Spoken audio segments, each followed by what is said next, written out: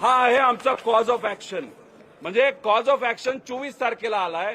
म्हणजे डीजीसीएने जो रिपोर्ट दिला त्याच्यामध्ये त्यांनी जे सांगितलेलं आहे की व्हीएसआर कंपनी जबाबदार आहे म्हणून विमान आम्ही हे करतो. ह्या कॉज ऑफ ऍक्शनवर आज एफआयआर व्हावा अशी आमची इच्छा होती, पण दुर्दैवाने ती इच्छा त्या ठिकाणी आज पूर्ण होत नाही.